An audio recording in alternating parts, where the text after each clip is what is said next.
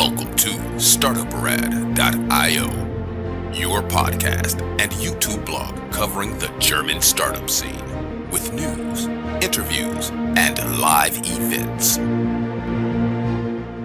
Hey guys, hello and welcome everybody. This is Joe from Startuprad.io, your startup podcast and YouTube blog from Germany. Today I do have Alex as a guest here. Hey, how you doing?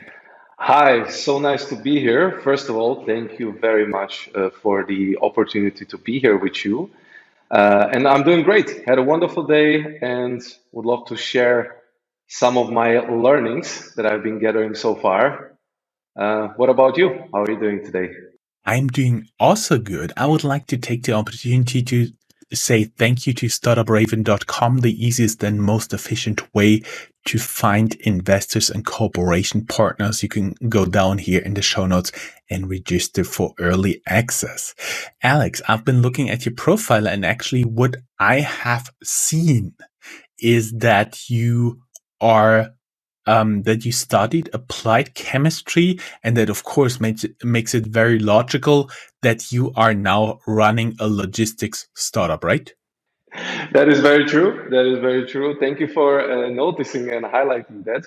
I mean, there is some similarities, to be honest, because it was corrosion protection of underground pipelines that are used for transportation of strategic materials. So at least some sort of a correlation with logistics industry, but not so much. But you're right.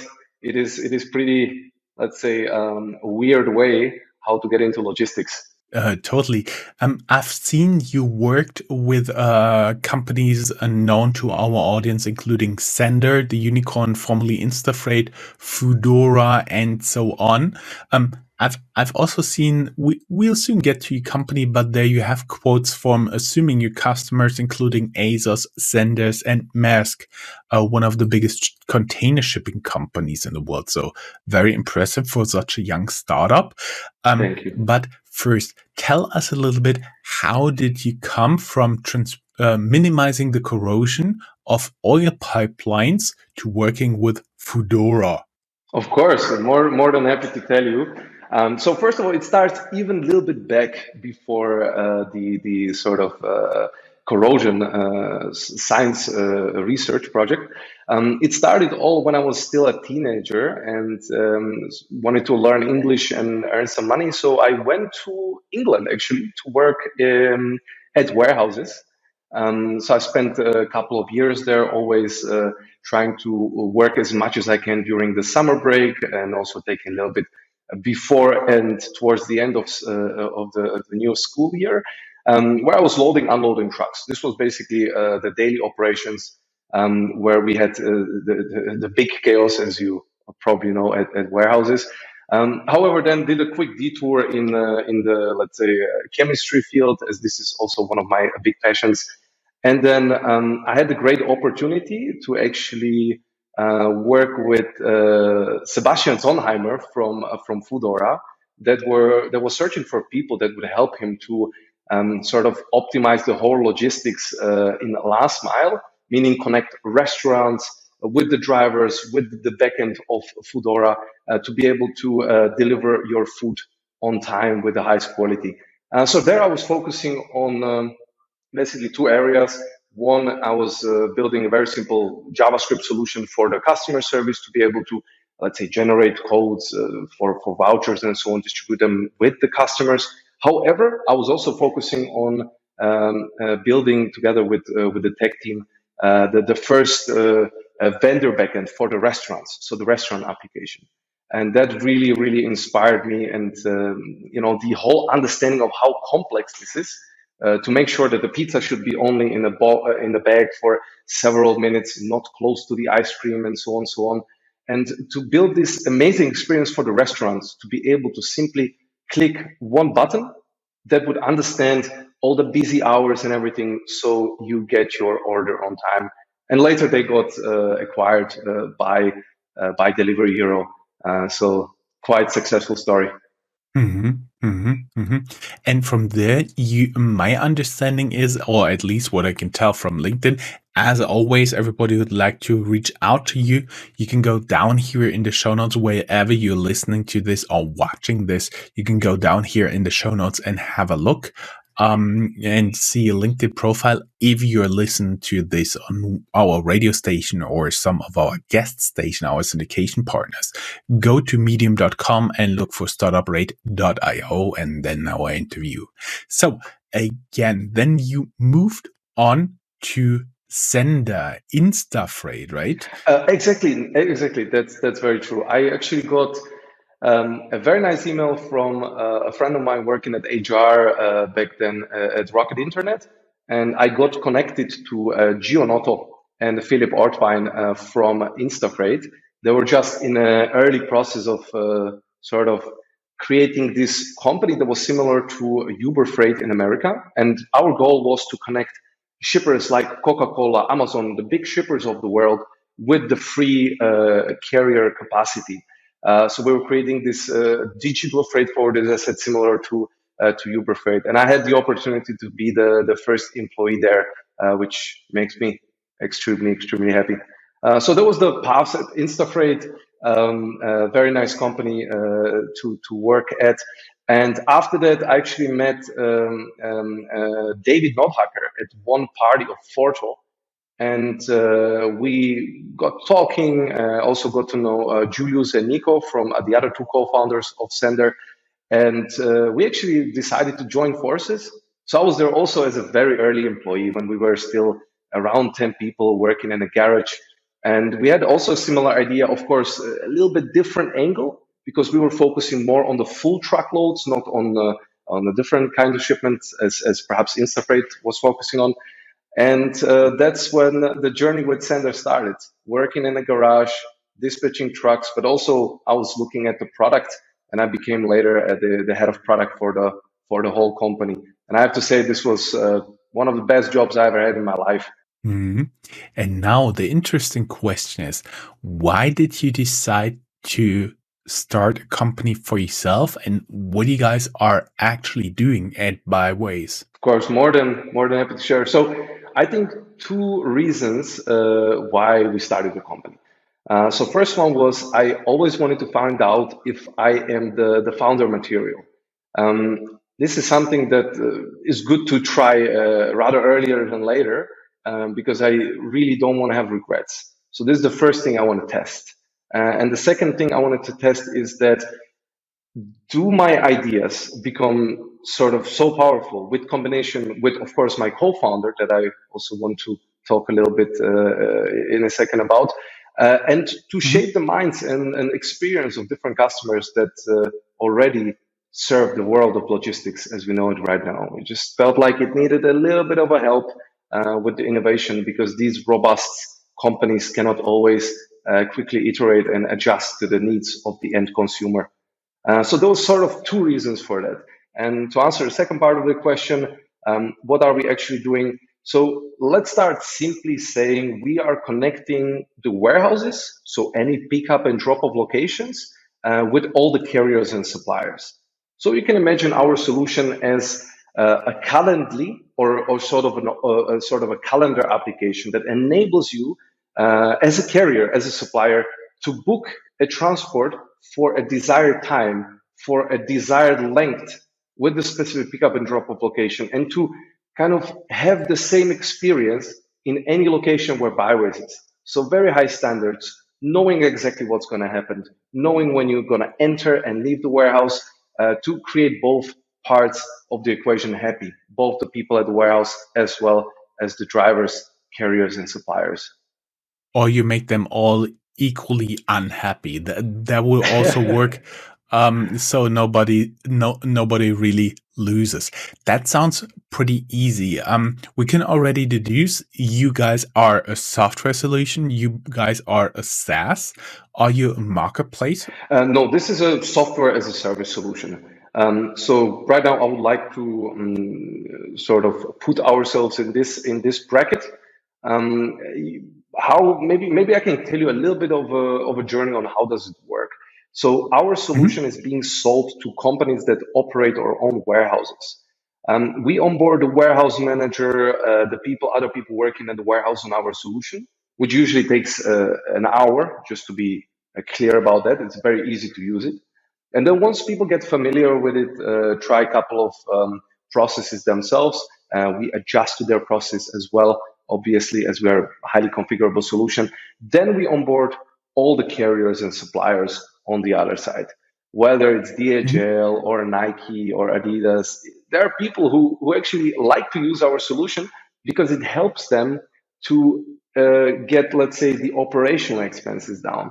Not just because people don't have to be on phone calls and emails anymore when organizing shipments, but they also can, let's say, decrease the operational expenses because they don't have to be night shifts on the phone. They don't have to be working at that time, and they can do something else, for example, sleep. Sleeping is always important. Yes, I totally understand that logic. I have just one question. Can you talk a little bit about your target audience? So, meaning, how do you have to imagine the day of a normal dispatcher that is working there? So he's all the time on the phone trying to match the stuff he has to ship from A to B, and then when the truck is empty, has to get somewhere somehow freight for driving back in order to maximize the utility of his vehicle. That is exactly correct. Just to elaborate on this topic. So, first of all, we have two parties in our solution. First one is the carrier, and the other one is the warehouse. So let's talk a little bit about the carrier first. So there are dispatching coordinators that their job is to find the right truck for the right price. And that's when their job should technically stop. But unfortunately, if they don't use solution like ours, they have to constantly be on a phone call with the driver and with the warehouse, understanding, hey, can we come 10 minutes earlier, 10 minutes later? Why is my truck still at your warehouse? When is it going to be unloaded? Because I need to find a next shipment for my truck because I don't want to lose money on waiting. So exactly as you said, and on this front, if you use solution like ours, it enables you to understand if you can adjust the arrival and then understanding when exactly would you leave. So you can then plan your next shipment and then again use Byways to align the other parties as well. Now, on the other hand side, you have a warehouse. And as a warehouse, let's say manager, you need to make sure in this very slim margin business to utilize as much of the staff and the capital expenses, so the property, as you can. So with our solution, you would understand, hey, 10 trucks are coming at these specific hours that day. So how many people do I need? I need 10 people, one person at each dock at specific times. So you avoid paying, for example, overtimes. And on the other hand side, you can avoid having all the trucks come in at the same time, letting them wait, and then perhaps paying them the wait time penalties, which are kind of a standard in the road freight industry. So from the other hand side, it also helps the other party, the warehouse, to get on top of the resources and understanding where they need to double down. When there are issues, they can quickly resolve it and so on. I would be curious what kind of freight is there actually transported, because I do understand there are usually containers full of whatever clothing that don't require the same means of transportation as, for example, food.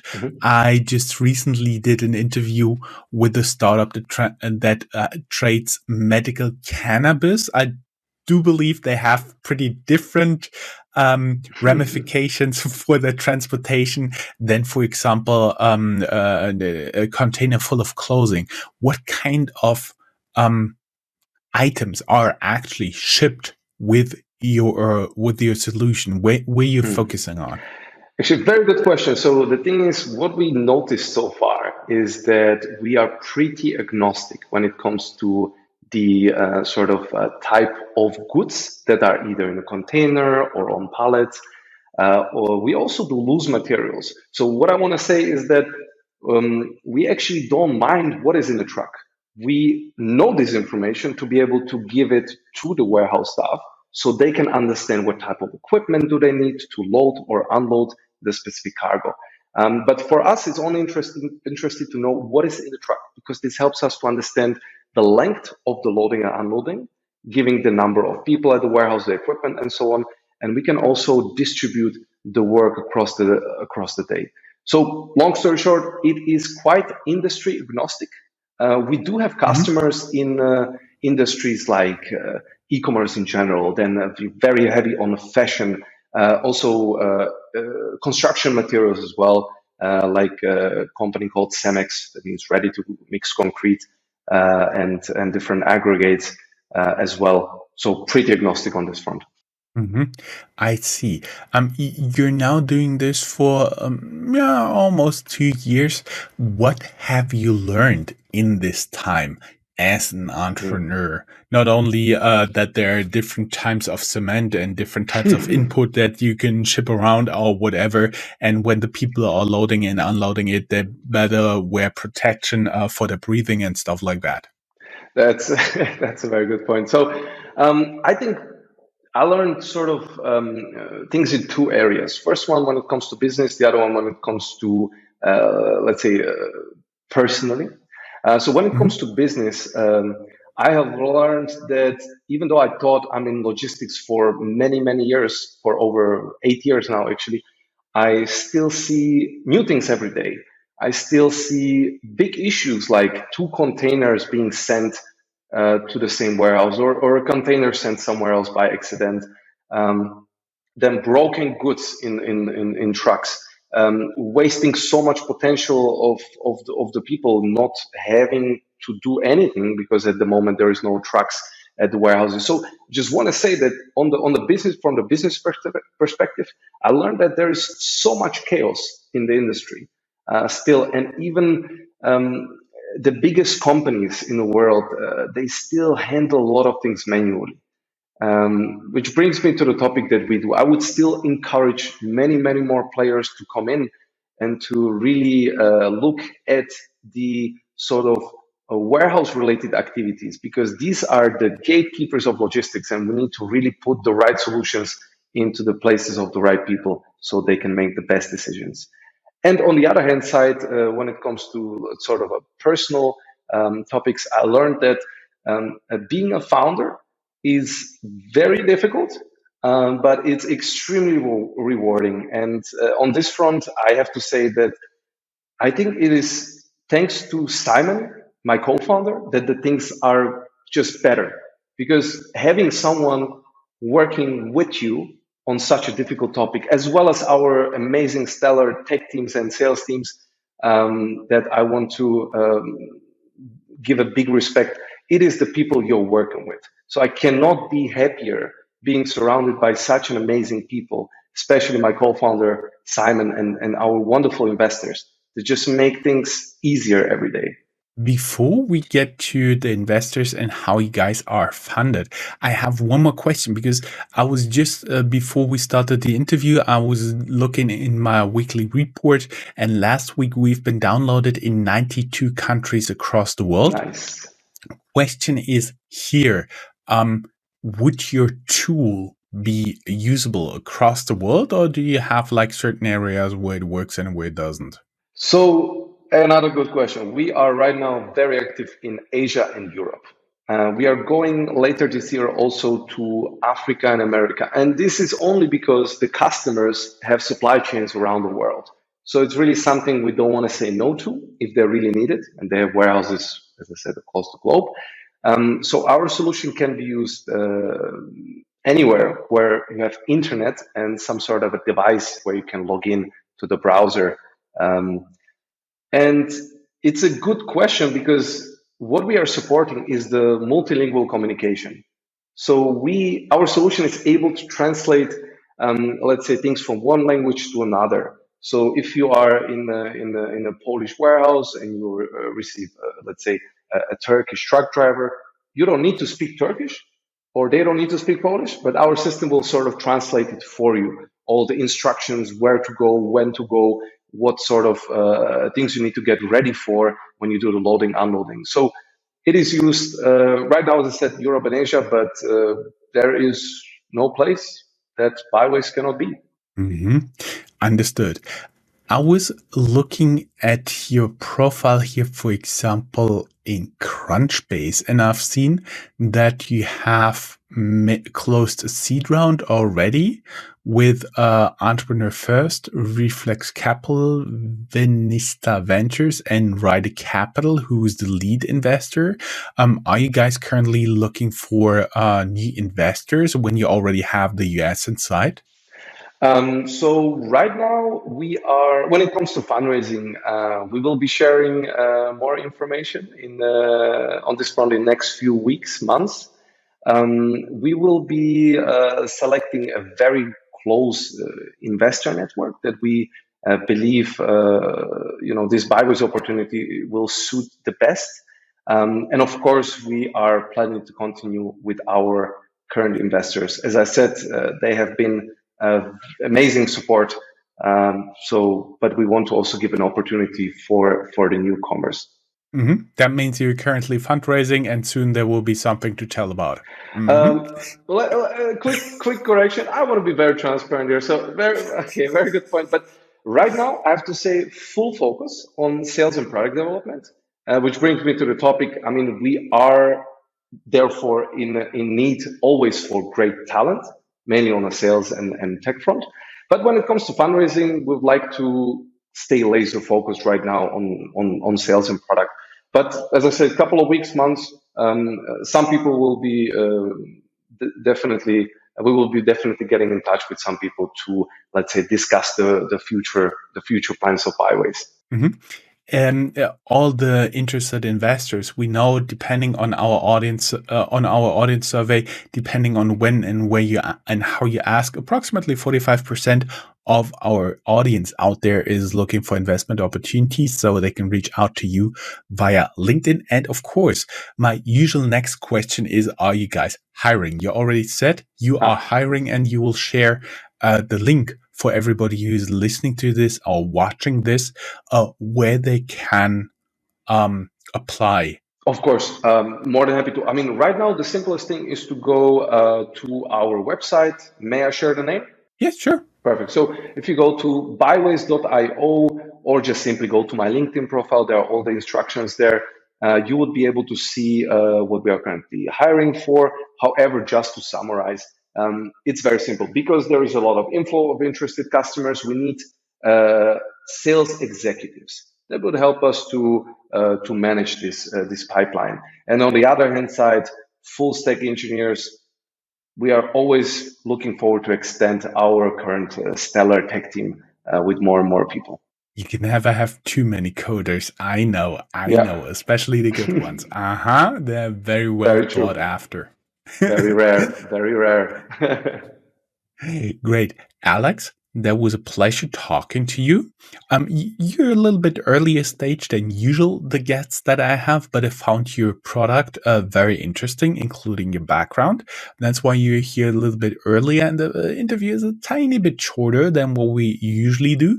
But nonetheless, I hope to have you back. Usually it takes 2 or 3 years, and then we can make another awesome interview. Joe, it was a pleasure. Thank you so much for having me here. Again, want to encourage other people to look into this industry. It is a lot of things to do here.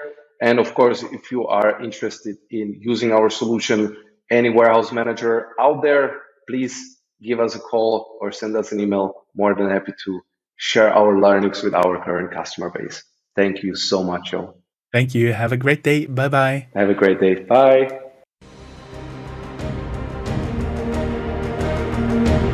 That's all, folks.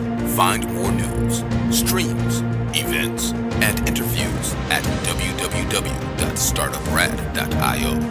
Remember, sharing is caring.